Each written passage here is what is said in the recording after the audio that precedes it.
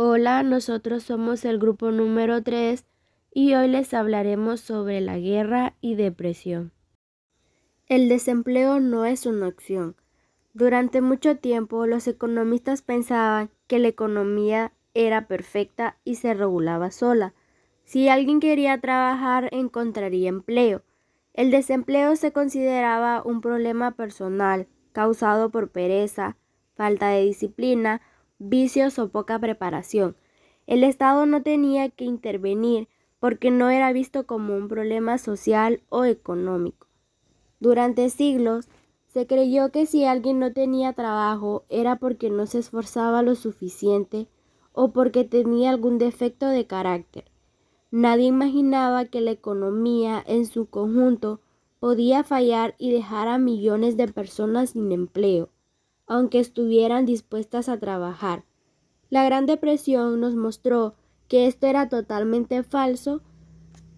El desempleo podía ser involuntario y afectar a toda la sociedad sin importar las capacidades o la voluntad de las personas.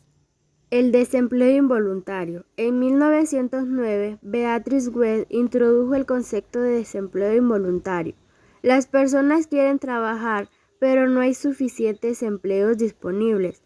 En 1913, Arthur Pio explicó que esto ocurre cuando los trabajadores están dispuestos a dar más trabajo del que la economía demanda.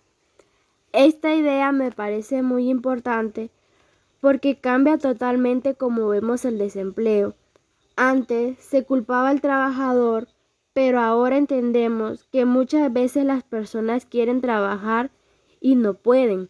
La economía puede estar atrapada en un ciclo donde no hay suficiente demanda, las empresas no contratan y los salarios no bajan lo suficiente. Por eso, el desempleo se convierte en un problema colectivo y no solo individual, y es algo que el gobierno debe ayudar a resolver. La Gran Depresión. En 1929 colapsó la bolsa en Nueva York y comenzó la Gran Depresión, afectando a Estados Unidos y a otros países. La caída de la demanda hizo que las empresas despidieran trabajadores y bajaran la producción. Millones de personas perdieron su trabajo en poco tiempo. El desempleo fue involuntario y persistente. La economía clásica no podía resolver la crisis por sí sola. La Gran Depresión fue un punto de quiebre histórico. Millones de personas perdieron su trabajo y no podían cubrir ni sus necesidades básicas. Aunque quisieran trabajar, las empresas no tenían suficientes ventas y los salarios no bajaban rápido. Esto generó un círculo vicioso: menos dinero en manos de las personas, menos consumo, más desempleo. Fue entonces cuando se entendió que el mercado por sí solo no puede resolver estas crisis y que es necesario una intervención activa del Estado. John Maynard Keynes y la teoría macroeconómica Keynes observó que durante la crisis los precios caían más rápido que los salarios. Los salarios eran rígidos y no bajaban al ritmo de la economía. Las empresas contrataban menos y despedían más trabajadores. Keynes dijo que el gobierno debía gastar más para reactivar la economía, incluso si había que endeudarse temporalmente. Así se generaba demanda y producción y empleo. Keynes fue un economista que dijo: ¿no es verdad que la economía siempre se equilibra sola? Keynes revolucionó la forma de pensar sobre la economía. Él explicó que cuando la demanda privada cae, el gobierno debe intervenir para reactivar la economía, gastando en obras públicas, proyectos de infraestructura o programas sociales. Así, más personas tienen dinero, consumen y las empresas vuelven a producir y contratar. Gracias a esta visión, se dejó de culpar a las personas desempleadas y se entendió que la solución a las crisis debe ser colectiva, porque el sistema económico no funciona igual para todos y no siempre se autorregula. El impacto histórico y legado. Sus ideas cambiaron la macroeconomía y dieron nacimiento al modelo ISLM. Explica cómo se relaciona el mercado de bienes y servicios. Mostró que la economía global funciona diferente a un solo mercado. Decisiones individuales no garantizan empleo, aunque en los años 70 el enfoque clásico regresó. La teoría keynesiana sigue siendo la base de cómo entendemos el desempleo y las políticas económicas hoy. La Primera Guerra y la Gran Depresión nos enseñaron que los problemas económicos afectan a toda la sociedad y el desempleo no es simplemente una decisión personal. Muchas veces es resultado de factores que la gente no controla. Gracias a Keynes entendemos que los gobiernos deben invertir para proteger a la población y mantener la economía activa. Esto no solo ayuda a quienes están desempleados, sino que también mejora el bienestar general de la sociedad y previene que las crisis se profundicen. Por eso, su legado sigue vigente y es fundamental para comprender cómo funciona el mundo hoy en día. Algunos aman el riesgo, otros lo evitan. Frank Knight fue uno de los primeros economistas en estudiar la relación entre el riesgo, incertidumbre y beneficio dentro de una economía de libre mercado. Según Knight, el riesgo se presenta cuando se conocen las probabilidades de los resultados posibles, mientras que la incertidumbre ocurre cuando esos resultados no pueden preverse. A pesar de las incertidumbres, no pueden medirse matemáticamente. Puede generar beneficios cuando las decisiones acertadas producen éxito y equilibrio a largo plazo. En la economía, el régimen está presente en todas las decisiones, desde intervenir en acciones o bonos hasta iniciar un negocio propio. Los individuos, empresas y aseguradoras deben valorar constantemente los niveles de riesgo según su grado de aversión o preferencia influye en sus decisiones financieras. Para Nike, el beneficio surge de la inherente e impredecible naturaleza de las cosas, resaltando que la incertidumbre es una fuente esencial de ganancia en la economía. Riesgo e incertidumbre según Frank Knight. Frank Knight distinguió entre el riesgo e incertidumbre dentro de la economía. El riesgo aparece cuando los resultados futuros pueden medirse y asignarse probabilidades, como sucede en los seguros o las inversiones previsibles. En cambio, la incertidumbre se da cuando los resultados no pueden anticiparse ni cuantificarse. Para Nike, el beneficio empresarial surge precisamente de esta incertidumbre, pues el empresario asume decisiones donde no hay certeza ni ganancia de éxito. Así, el riesgo puede administrarse con cálculos y estadísticas, pero la incertidumbre requiere juicio, intuición y valentía para actuar ante lo desconocido. El gasto gubernamental estimula la economía más que lo gastado. Según Kennedy, si el gobierno aumenta el gasto, se incrementa la demanda de bienes y servicios, lo que crea empleo y mejora los ingresos de las personas. Estos ingresos se destinan en parte al consumo, impulsando otra ronda de gastos y generando un efecto de cadena que estimula toda la economía. El economista Richard Kahn y posteriormente John Hicks ampliaron estos conceptos demostrando que cada inicial provoca efectos secundarios positivos en la producción y el empleo. No obstante, Kennedy advirtió que un exceso de gastos podría causar inflación afectando el poder adquisitivo. Gasto gubernamental y economía según Kennedy. John Maynard Kennedy explicó que el gasto público puede impulsar la economía al incrementar la demanda de bienes y servicios, generando empleo e ingresos.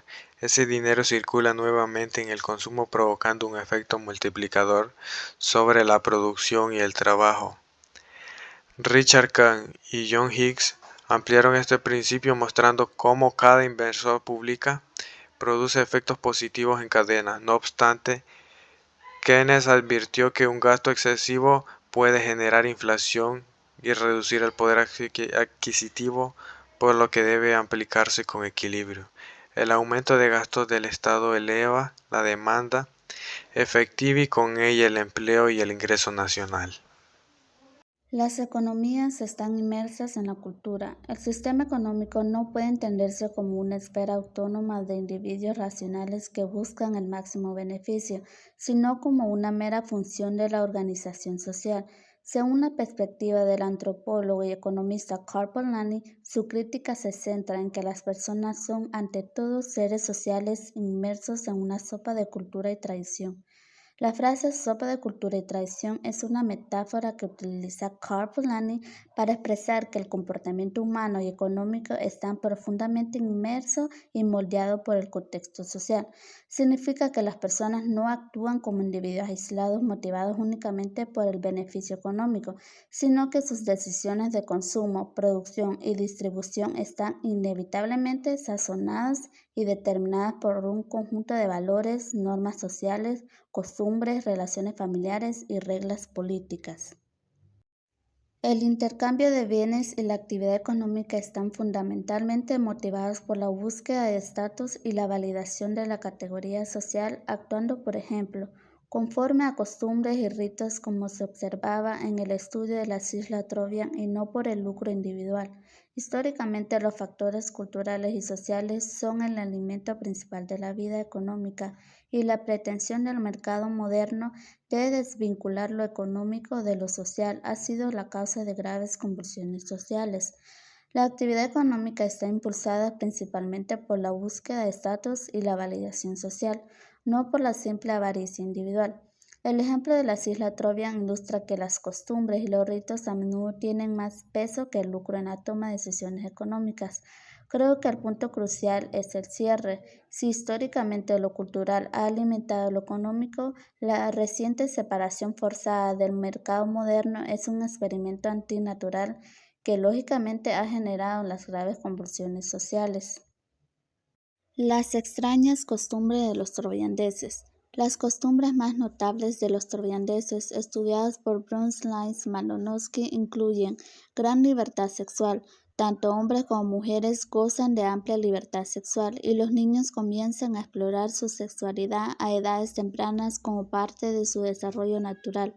Anillo Kula, un sistema de intercambio ceremonial de collares y brazaletes de concha que crea lazos sociales y define el estatus entre las islas, al igual que el anillo Kula, que no busca el lucro sino el estatus y los lazos sociales. Muchas de nuestras compras cotidianas, ya sea comprar el último modelo de teléfono, una marca específica de ropa, un coche de lujo, no siempre es por necesidad o funcionalidad, sino por el valor social que nos otorga, definiendo nuestra categoría en un grupo. Es un intercambio que en el fondo busca validación social. Los troviandeses nos enseñan que incluso hoy gastamos dinero para comprar pertenencias y estatus, no solo para adquirir bienes. Sociedad matrilineal. La descendencia y la herencia se trazan a través del linaje materno, otorgando gran poder social y económico a las mujeres y sus parientes masculinos maternos. El ñamé como estatus. El ñamé no solo es un alimento, sino también el símbolo principal de riqueza y poder en la sociedad. Creencias sobre la concepción.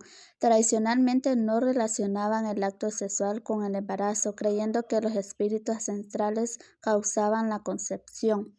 Me parece fascinante la sociedad matrilineal, ya que desafía el predominio patriarcal al otorgar poder social y económico a las mujeres. Esto se asocia a la vida cotidiana al recordarnos que nuestras luchas por la igualdad de género son culturalmente relativas y que un cambio en las reglas de herencia o en la asignación de valor, como el llamé como estatus, puede alterar radicalmente las estructuras del poder. Intercambio Kula. Consiste en un vasto y complejo circuito de intercambio ceremonial que conecta a varias islas. No se intercambian bienes útiles o comestibles, sino dos tipos de objetos ceremoniales. Brazaletes de conchas blancas se mueven en sentido contrario a las agujas del reloj. Collares de concha roja se mueven en el sentido de las agujas del reloj. Al igual que los participantes del Kula, en nuestra sociedad a menudo adquirimos o intercambiamos bienes caros o de marca no por su utilidad, sino principalmente por el valor simbólico que confieren, sirviendo para validar nuestra posición social y construir redes de relaciones. Por lo tanto, el CULA nos recuerda que muchos de nuestros gastos son motivados por la sociología, no por la estricta economía de la necesidad. Los gerentes buscan su propio beneficio, no el de las empresas. El principio básico del libre mercado, que asume que los gerentes actúan en el mejor interés de los propietarios, es un error, como señalaron Aldous Perle y Gardiner Means. En las grandes empresas, la propiedad se ha diluido entre muchos accionistas, mientras que el control recae en un pequeño grupo de ejecutivos, creando una separación de propiedad y control. Los gerentes, en lugar de actuar por el bien de las empresas, muchas veces buscan su propio beneficio. Esto refleja un problema que sigue vigente hoy en día. En muchas empresas modernas, los intereses personales o económicos de los directivos pueden chocar con los objetivos de la organización o con el bienestar de los empleados. Esta situación genera un círculo vicioso donde los gerentes buscan su propio enriquecimiento a través de altos salarios y bonificaciones, en lugar de maximizar el valor para el accionista. La apatía de los accionistas, que son muchos y con escasa participación, permite que los gerentes no respondan ante ellos, lo que se traduce en un fracaso corporativo donde el interés personal de la cúpula directiva se prioriza sobre la buena marcha de la empresa. Esto se asocia directamente a la vida cotidiana al ilustrar cómo la parte de participación cívica o comunitaria permite que los líderes o administradores tomen decisiones egoístas sin rendir cuentas a quienes representan, es decir, accionistas o ciudadanos. El fracaso corporativo resultante, donde el interés personal prima sobre el bienestar del grupo, se refleja en situaciones diarias como la ineficacia de un club deportivo o la mala gestión de un gobierno local, donde la negligencia de la mayoría empodera los intereses privados de una minoría directiva. La economía es una máquina predecible. Se centra en la econometría, una disciplina creada por el economista y econometrista noruego Ragnar Frisch. Nació en 1895 y murió en 1973. La econometría fue desarrollada por Ragnar Frisch en la década de 1930. Su objetivo es usar modelos matemáticos y datos económicos para explicar y predecir los movimientos de la economía, como si fuera una máquina predecible. Permite a los economistas analizar tendencias pasadas, extraer patrones y predecir el desarrollo futuro. Por ejemplo, se puede usar para ver si un mayor nivel educativo se relaciona con salarios más altos. El texto también señala que la econometría tiene sus escollos.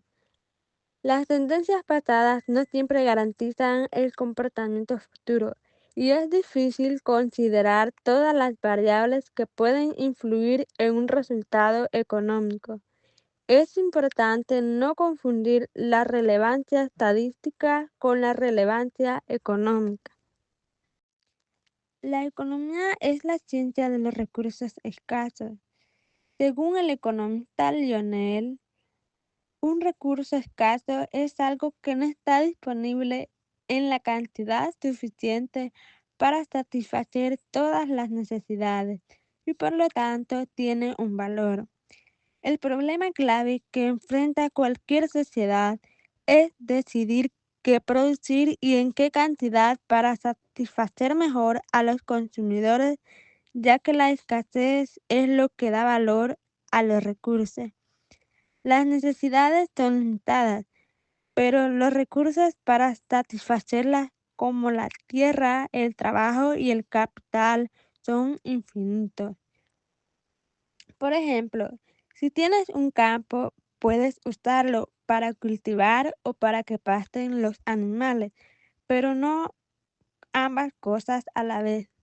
La economía te ayuda a decidir qué es lo mejor para hacer, porque todo recurso tiene un uso alternativo y al elegir uno renuncias a otro. A esto se le conoce como costo de oportunidad. El problema clave que enfrenta cualquier sociedad es decidir qué producir y en qué cantidad para satisfacer mejor a los consumidores, ya que la escasez es lo que da valor a los recursos. La escasez es fundamental. Reconoce que los recursos son limitados, mientras que las necesidades y deseos humanos son virtualmente ilimitados. La economía se relaciona con otras ciencias sociales como la historia, la sociología, la política y la psicología, así como con disciplinas como la estadística y la contabilidad, para comprender mejor los fenómenos económicos y sociales. Antes de Rothschild, Alfred Marshall, 1890, definió la economía como la parte de la acción individual y social más estrechamente vinculada a la adquisición y uso de los requisitos materiales del bienestar. Después de Rothschild, Milton Friedman, 1962, y Gary Becker, 1971, adoptaron y ampliaron la definición de Rothschild. Basado en las ideas de los mercantilistas y en la escuela de la fisiocracia y en el contexto de la Revolución Industrial y la Revolución Francesa, se impone el capitalismo contemporáneo y surgen las doctrinas formuladas por los máximos exponentes de la ciencia económica: Adam Smith, Robert Malthus, David Ricardo, Juan Bautista Say, John Stuart Mill y Karl Marx. Este último radicalmente opuesto a las ideas liberales de sus antecesores. Adam Smith, 1723 a 1790, universalmente conocido como el padre de la economía liberal, gracias a su célebre obra Investigación acerca de las causas de la riqueza de las naciones. Paradójicamente, Smith, discípulo y amigo de David Hume, no fue profesor de economía, sino filosofía moral en la Universidad de Glasgow. Además de darnos un dato muy útil a la hora de analizar su perspectiva económica, nos obliga a estudiar ese aspecto de su obra que se encuentra contenido en la teoría de los sentimientos morales. Este libro, aunque mucho menos conocido de la riqueza de las naciones, es la clave en Smith para comprender de buen modo el liberalismo moral y el análisis de su pensamiento económico. La industrialización, un crecimiento sostenido. El desarrollo sostenible es un concepto básico para nuestra era. Es tanto una forma de entender el mundo como un método para resolver los problemas globales. Los Objetivos de Desarrollo Sostenible, ODS, guiarán la diplomacia económica mundial de la próxima generación. Este libro ofrece una introducción a este fascinante y activo campo de pensamiento. El punto de partida es nuestro superpoblado planeta.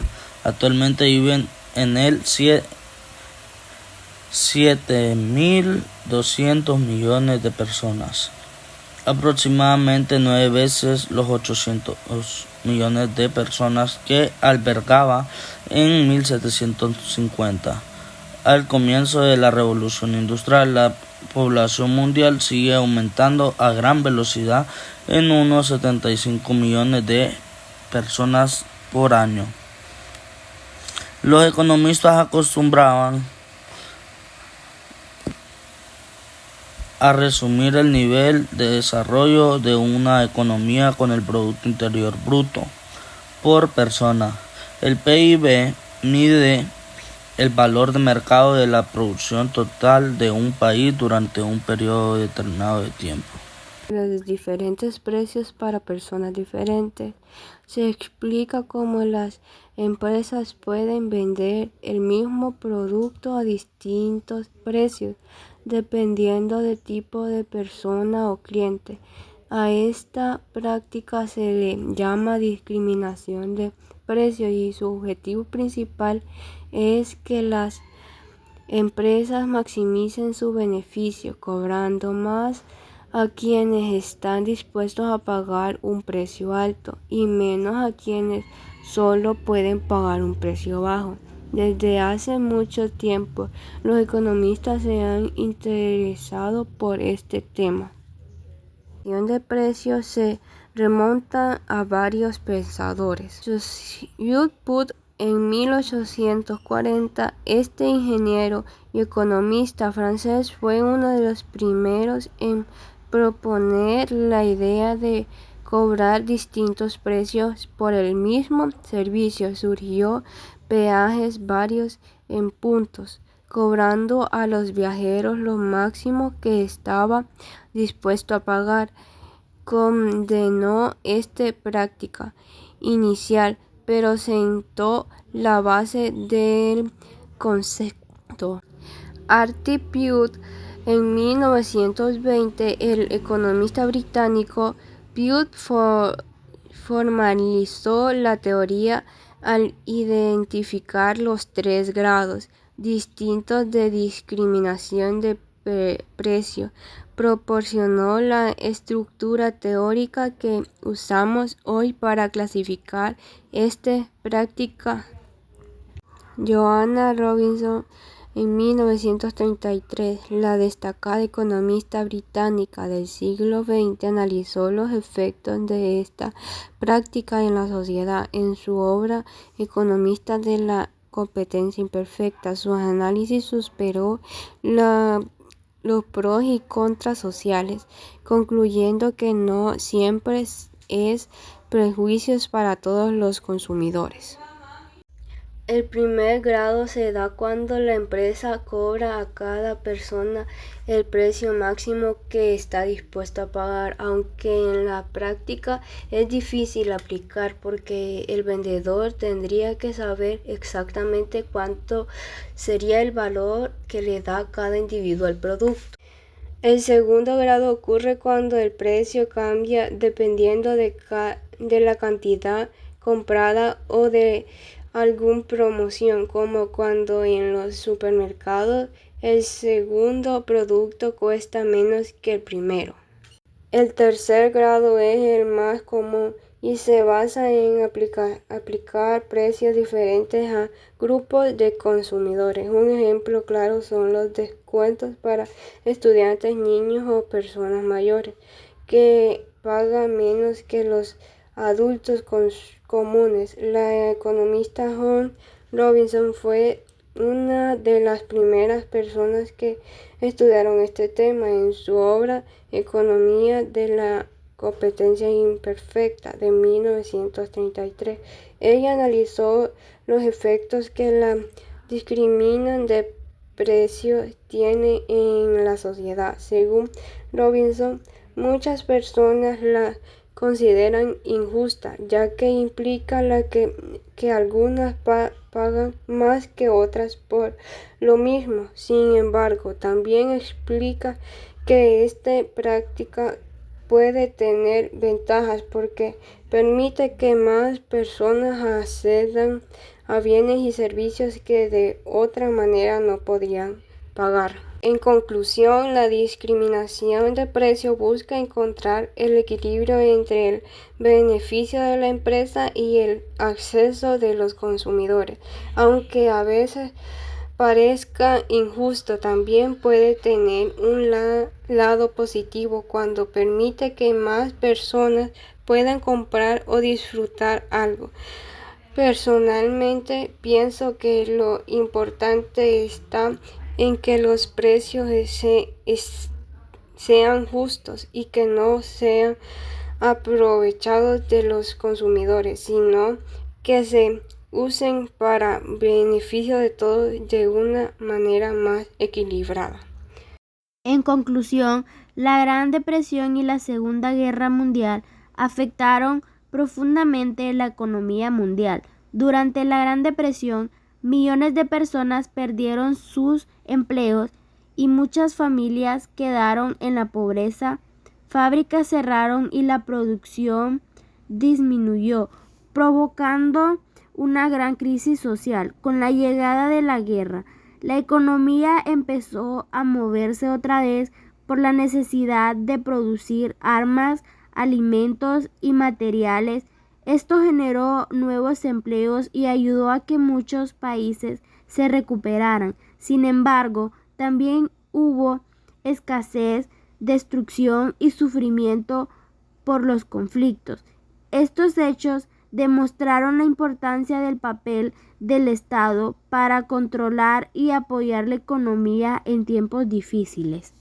Si conectamos todo esto con lo que vivimos en el 2020, con la pandemia, se puede ver que la historia se repite de cierta forma. En estos tiempos se paralizó la economía y millones de personas perdieron sus trabajos. Hubo miedo e incertidumbre. Fue como una nueva versión de aquella crisis, pero esta vez con nuevos retos. Los gobiernos tuvieron que actuar rápido y las personas aprendieron a adaptarse y el mundo entero se dio cuenta de lo frágil que puede ser la economía cuando todo se detiene.